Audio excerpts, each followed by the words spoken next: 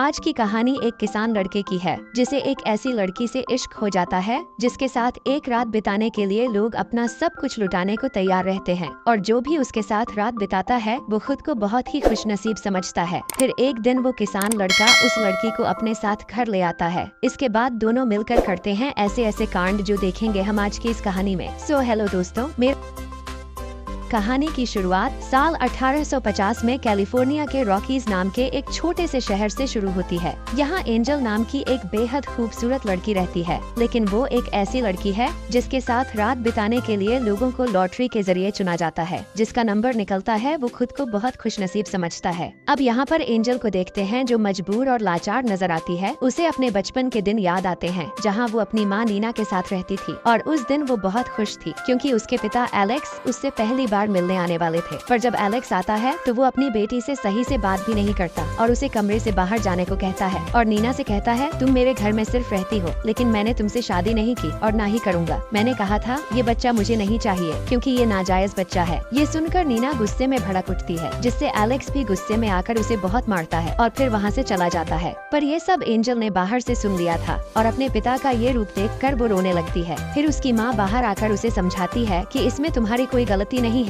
मैं इस दुनिया में सबसे ज्यादा प्यार तुमसे करती हूँ। अब कुछ दिन बाद नीना को एलेक्स से एक खत मिलता है जिसमें लिखा होता है कि उसने उनके लिए सभी रास्ते बंद कर दिए हैं, उसने घर भी बेच दिया है और उनसे कभी ना मिलने का फैसला कर लिया है। इसके बाद नीना अपनी बेटी को लेकर घर छोड़ देती है और अपना गुजारा करने के लिए अपने सारे गहने बेचने के लिए जॉन नाम के एक जौहरी के पास जाती है। लेकिन जॉन कहता है कि ये गहने नकली हैं, जिनकी कोई कीमत नहीं है, लेकिन तुम खुद बहुत कीमती हो। अगर तुम मेरे लिए काम करोगी तो तुम्हें पैसे मिल सकते हैं और यहाँ रहने की जगह भी मिल जाएगी। नीना अपनी मजबूरी की वजह से जॉन की बात मान लेती है। इसके बाद जॉन सबसे पहले नीना से इंटीमेट होता है और फिर उसे काम पर लगा देता है ताकि वो दोनों पैसे कमा सकें। लेकिन कुछ ही दिनों बाद नीना को एक गंभीर बीमारी हो जाती है और कुछ दिनों में उसकी मौत हो जाती है। अपनी माँ को इस हालत में मरते देख एंजल बहुत रोती है, लेकिन वो खुद भी बेसहारा थी। अब आगे एंजल किस तरह शहर के लोगों के बीच एक महंगी लड़की बनती है ये हमें आगे पता चलेगा। अब कहानी प्रेजेंट में आती है जहाँ हम माइकल नाम के एक किसान को देखते हैं। वो अपने खेतों का सारा काम अकेले करता है और एक समझदार और धार्मिक लड़का है जो रोज चर्च जाकर प्रार्थना करता है। पर आज वो गॉड से अपने लिए एक लाइफ पार्टनर मांगता है जो उसे सच्चा प्यार करे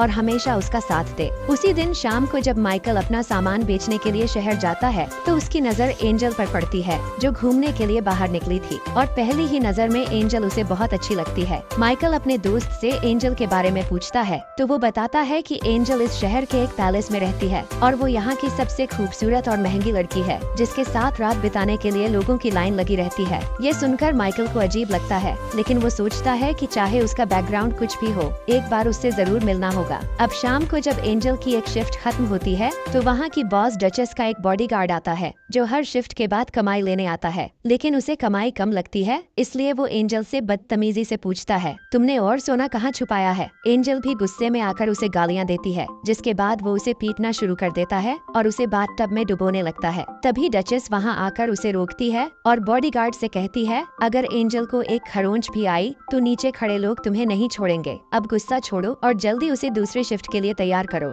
थोड़ी देर बाद एंजल फिर से अपने काम के लिए तैयार होती है और इस बार माइकल उससे मिलने आता है। एंजल उससे पूछती है मैं तुम्हें कैसे खुश कर सकती हूँ, तो वो कहता है मैं तुमसे सिर्फ बात करने आया हूँ, मैं दूसरों की तरह नहीं बल्कि एक किसान हूँ और अपने फार्म पर काम करता हूँ। फिर वो एंजल को शादी का प्रपोजल करता है, लेकिन एंजल ये सुनकर हंस पड़ती है और कहती है ये इस हफ्ते का 5वां प्रपोजल है। मेरे पास ऐसे कई लोग आते हैं जो मीठी मीठी बातें करते हैं। अब माइकल का समय खत्म हो जाता है और एंजल उसे रूम से बाहर निकाल देती है, लेकिन अगले दिन माइकल 2 गुना पैसे देकर एंजल से फिर मिलने आता है। वो एंजल से कहता है मुझे पहली नजर में ही तुमसे प्यार हो गया था और मैं चाहता हूँ कि तुम मेरे साथ चलो, हम शादी करके हमेशा साथ रहेंगे। एंजल उसकी बातों को सीरियसली नहीं लेती है और कहती है तुम अपना पैसा और समय दोनों बर्बाद कर रहे हो, इसलिए मेरे पास आओ और अपना काम खत्म करके यहाँ से चले जाओ। मैं कभी भी हमेशा के लिए तुम्हारी नहीं हो सकती। इतने में माइकल का समय खत्म हो जाता है और फिर से वही बॉडीगार्ड आता है और माइकल को जाने के लिए कहता है। अब आगे माइकल का दोस्त उसे समझाने की कोशिश करता है कि एंजल उसके लिए सही नहीं है, लेकिन माइकल कहता है मैं एक बार और ट्राई करना चाहता हूँ। फिर शाम होते ही फिर से एंजल से मिलने पहुँच जाता है। इस बार वो एंजल को अच्छे से समझाने की कोशिश करता है और कहता है मुझे समझ नहीं आता कि तुम तुम इस नरक जैसी जिंदगी में क्यों रहना चाहती हो?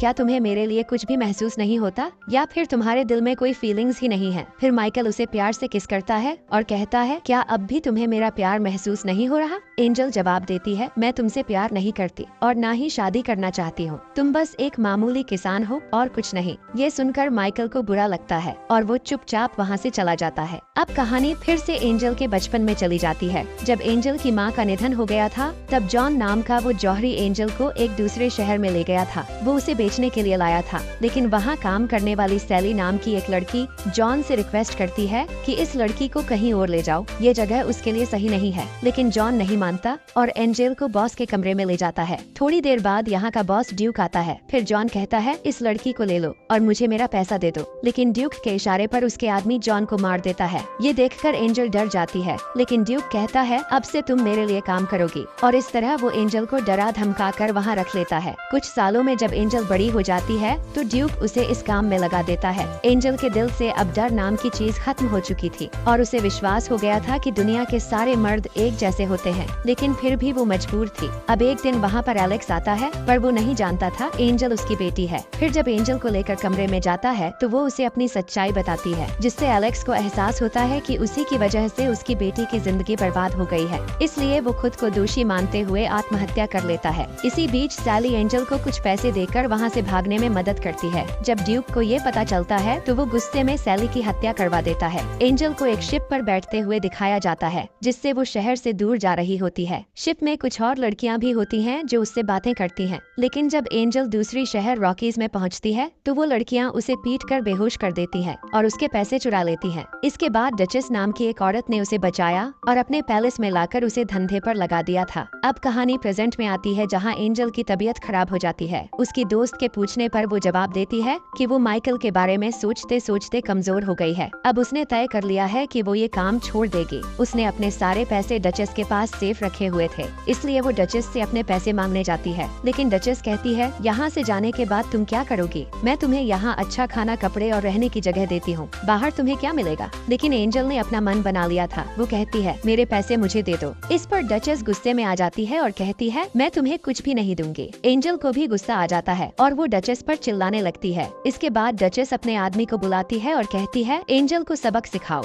जिसके बाद वो आदमी एंजल को ले जाकर बहुत मारता है। उसी रात माइकल को सपना आता है कि एंजल के साथ कुछ बुरा हो रहा है। अगली सुबह वो पैलेस पहुंच जाता है और देखता है कि एंजल की हालत बहुत खराब है। उसे बहुत गुस्सा आता है और वो डचेस से कहता है, अब मैं इसे यहाँ से लेकर जा रहा हूँ। लेकिन डचेस कहती है, एंजल पर मेरा कर्ज है और कर्ज चुकाए बिना वो कहीं नहीं जा सकती। जो सुनकर माइकल डचेस को एंजल के कर्ज से 3 गुना ज्यादा पैसे दे देता है। फिर वो एंजल को अपनी माँ की अंगूठी देकर कहता है, क्या तुम मुझसे शादी करोगी? जिस पर एंजल हाँ कहती है। इसके बाद माइकल एंजल को अपने फार्म पर ले जाता है। मार की वजह से उसकी हालत बहुत खराब थी। वो माइकल से कहती है, तुमने डचेस को बहुत सारे पैसे दे दिए। माइकल कहता है, उसकी परवाह मत करो, मुझे बस तुम्हें उस जगह से बचाना था। लेकिन एंजल वो अंगूठी वापस कर देती है और कहती है, मैं ठीक होने के बाद तुम्हारे सारे कर्ज चुका दूंगी और फिर यहाँ से चली जाऊंगी, पर मैं शादी करके किसी की गुलाम नहीं बनूंगी। माइकल ये सुनकर हंसता है और कहता है, शादी करना कोई गुलामी नहीं है। फिर वो उसे पहनने के लिए कुछ कपड़े देता है, जिस पर एंजल पूछती है, क्या ये तुम्हारी वाइफ के हैं? माइकल कहता है, ये मेरी बहन के थे, पर 1 साल पहले उसकी मौत हो गई। अब उसका पति पॉल और मैं यहाँ रहते हैं, लेकिन इस समय पॉल दूसरे शहर में है। इसके बाद एंजल उठने की कोशिश करती है, पर उसकी हालत खराब होने की वजह से वो गिर जाती है। फिर माइकल उसका ख्याल रखने लगता है और इस तरह 3 हफ्ते गुजर जाते हैं,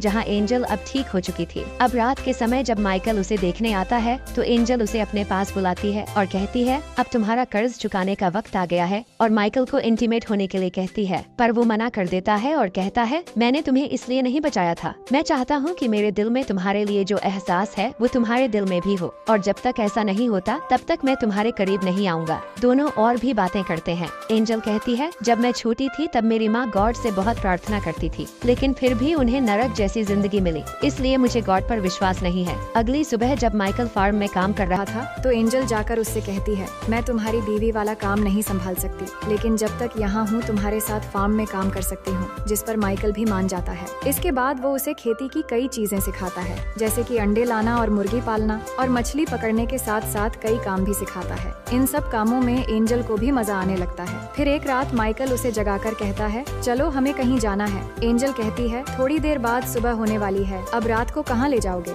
जिसके बाद माइकल उसे एक पहाड़ी पर ले जाता है और वहाँ से खूबसूरत सनराइज दिखाता है और कहता है, मैं तुम्हें ऐसी ही जिंदगी देना चाहता हूँ जिसमें बहुत सारे रंग होंगे, ठीक इसी सनराइज की तरह। एंजल कहती है, अगर तुम मेरी जिंदगी का आधा सच भी जान लोगे तो मुझसे नफरत करने लगोगे। इस पर माइकल कहता है, वो जिंदगी तुमने नहीं चुनी थी, लेकिन अब तुम अपनी मनचाही जिंदगी चुन सकती हो। पर एंजल कहती है, मुझे पता भी नहीं कि मैं यहाँ पर क्यों हूँ। तुम मुझे अपनी बीवी तो मानते हो पर मेरे करीब नहीं आते। माइकल बताता है, मैं बस इंतजार कर रहा था तुम्हारे दिल में वो एहसास होने का। जिसके बाद दोनों किस करने लगते हैं। फिर दोनों घर चले आते हैं। घर आकर माइकल पहली बार एंजल के साथ इंटीमेट हो जाता है और दोनों इस पल को बहुत एंजॉय करते हैं। अब अगले दिन फार्म में पॉल आता है और माइकल से मिलता है। पॉल अपने काम के लिए दूसरे शहर गया था और वो बहुत दिनों बाद लौटा है। दोनों एक दूसरे का हालचाल पूछते हैं और माइकल कहता है कि मैंने शादी कर ली है। इसके बाद वो जब पॉल को एंजल से मिलवाने ले जाता है तो पॉल उसे देखकर पहचान लेता है, पर इस वक्त वो कुछ भी नहीं कहता। फिर माइकल के जाने के बाद वो एंजल से बात करता है और कहता है, मैं अच्छे से जानता हूँ कि तुम कौन हो और किस तरह का काम करती हो। माइकल बहुत ही अच्छा लड़का है, उसे एक अच्छी बीवी मिलनी चाहिए, ना कि तुम जैसी। एंजल कहती है, वो खुद मेरे पास आया था और सब जानने के बाद ही उसने मुझे अपनाया और ये बात तुम्हें भी एक्सेप्ट कर लेनी चाहिए। लेकिन पॉल नहीं मानता और यहाँ से माइकल के पास जाता है और एंजल के बारे में बताने लगता है कि वो एक घटिया लड़की है और उसके बारे में उल्टा सीधा बोलने लगता है। तो माइकल उसे एक पंच मार देता है और कहता है, अगर तुम मुझे भाई जैसा मानते हो तो एंजल को भी एक बहन जैसी माननी पड़ेगी। फिर उसे सॉरी भी कहता है और समझाता है, तुम चाहो तो शहर जाकर एक नया बिजनेस शुरू कर सकते हो और पहले की तरह अच्छे से जी सकते हो। नेक्स्ट सीन में एंजल और माइकल को एक साथ देखते हैं। माइकल कहता है, अगले दिन पॉल शहर जा रहा है और उनके बीच जो हुआ वो भी बताता है। फिर एंजल के पास आकर कहता है, मुझे तुम्हारे साथ पूरी जिंदगी बितानी है। मैं चाहता हूँ कि हमारे बच्चे हो और हम पूरी जिंदगी खुश रहे। पर एंजल माँ नहीं बन सकती थी और ये बात अब तक माइकल को नहीं पता थी। अब यहाँ पर हमें एंजल का पास्ट दिखाया जाता है कि वो एक बार प्रेग्नेंट हो गई थी और ऐसा फिर से न हो, इसलिए ड्यूक ने एक डॉक्टर को बुलाया और जबरदस्ती एंजल को पकड़कर उसका अबॉर्शन करवा दिया ताकि वो कभी भी माँ न बन पाए। अब दूसरे दिन से एंजल फार्म के सारे कामों को अच्छे से करने लगती है और उसने फिशिंग करना भी सीख लिया था क्योंकि वो कहीं न कहीं माइकल के प्यार को समझने लगी थी। पर अभी भी वो खुद को दोषी मान रही थी क्योंकि उसके अतीत की कड़वी सच्चाइयों के बारे में माइकल को कुछ नहीं पता था, इसलिए वो खुद को माइकल के काबिल नहीं मान पा रही थी। फिर वो दोनों एक रास्ते से गुजरते समय कुछ लोगों को देखते हैं। वो एक फैमिली थी और उनकी माँ एलिजाबेथ प्रेग्नेंट थी। उनका अपना घर नहीं था और वो किसी दूसरी जगह रहने के लिए जा रहे थे। तो माइकल और एंजल उनका ख्याल रखने के लिए उन्हें घर ले आते हैं और उन्हें खाना देते हैं। वो उनकी बहुत शुक्रगुजारी होते हैं और उनकी मरियम नाम की एक बड़ी बेटी भी थी जो एंजल से पूछती है, तुम और माइकल कैसे मिले थे? तो वो उसे बता देती है कि वो पहले क्या थी और किस तरह वो मिले थे और इसी बीच दोनों अच्छे फ्रेंड्स बन जाते हैं। अब ऐसे ही समय गुजरने लगती हैं और एलिजाबेथ एक बेटे को जन्म देती है जिससे सभी बहुत खुश होते हैं। माइकल और मरियम दोनों मिलकर उस बच्चे का ख्याल रख रहे थे जो देखकर एंजल को लगता है कि मरियम और माइकल की जोड़ी बहुत ही अच्छी रहेगी। फिर रात को मरियम के पिता सबको बताते हैं कि उन्होंने पॉल से कुछ जमीन खरीद ली है और अब वो सब मिलकर यही रहेंगे।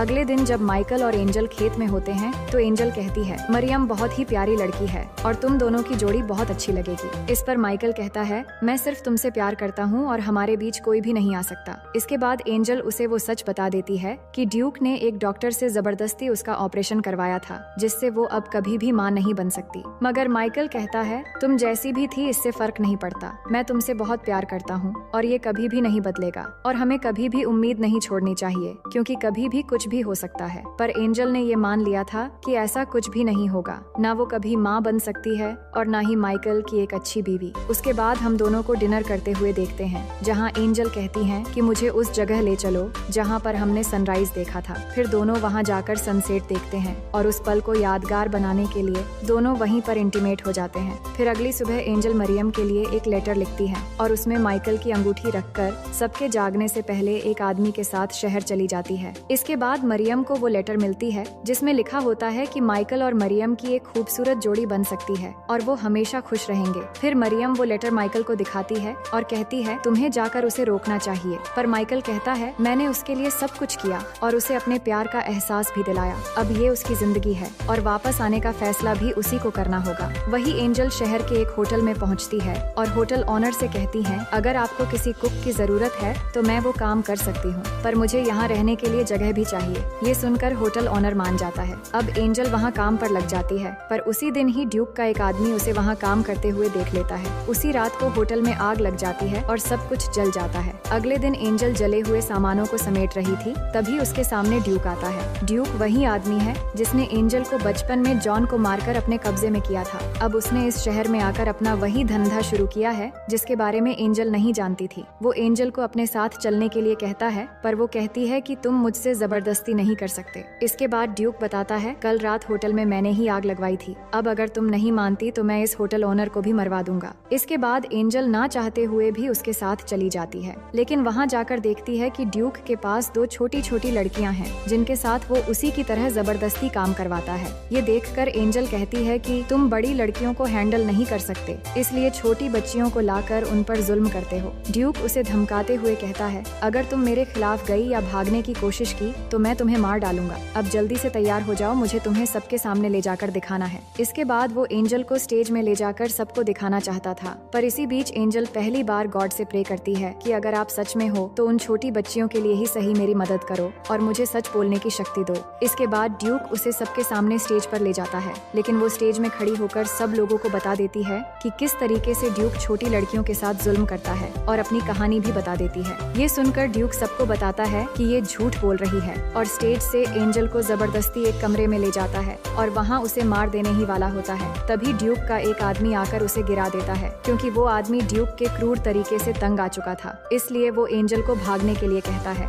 अब एंजल जल्दी से उन दोनों बच्चियों के कमरे में जाकर उन्हें बचाकर बाहर भागने लगती है। ये देखकर सभी लोग समझ जाते हैं कि ड्यूक तो सच में एक बेरहम है जो छोटी बच्चियों के साथ जुल्म करता है। जिसके बाद सभी लोग भड़क जाते हैं और ड्यूक को मारने के लिए बढ़ने लगते हैं। ड्यूक भाग रहा होता है, लेकिन सभी लोग उसे चारों तरफ से घेर लेते हैं और उसे पकड़कर फांसी देकर मार डालते हैं। अब आगे इस घटना के 3 साल बाद के समय दिखाया जाता है, जहाँ पर हम पॉल को एक दूसरे शहर में देखते हैं। यहाँ पर अचानक वो एंजल को देखता है, फिर उसका पीछा करते हुए एक बड़े स्कूल में पहुँच जाता है। अंदर जाकर इंक्वायरी करता है तो एंजल उसे मिल जाती है। इसके बाद वो एंजल से पूछता है कि ये सब क्या है और तुम यहाँ पर क्या कर रही हो। एंजल बताती है कि ये एक स्कूल है जहाँ मेरी तरह जो लड़कियाँ नई शुरुआत करना चाहती हैं, उन्हें यहाँ शिक्षा दी जाती है। ये सुनकर पॉल को बहुत अच्छा लगता है। फिर वो माइकल और मरियम के बारे में पूछती है, जिस पर पॉल कहता है कि मरियम अब मेरी वाइफ है और अब वो माँ बनने वाली है। तुमने सोचा था कि वो दोनों एक हो जाएंगे, लेकिन माइकल ने हमेशा मरियम को अपनी बहन की तरह माना और वो अब भी तुम्हारा इंतजार कर रहा है और अभी भी तुमसे बहुत प्यार करता है। ये सुनकर एंजल बहुत दुखी हो जाती है, क्योंकि वो चाहती थी कि माइकल एक नेक लड़की के साथ अपनी जिंदगी बिताए। इसके बाद पॉल उसे वापस चलने के लिए रिक्वेस्ट करता है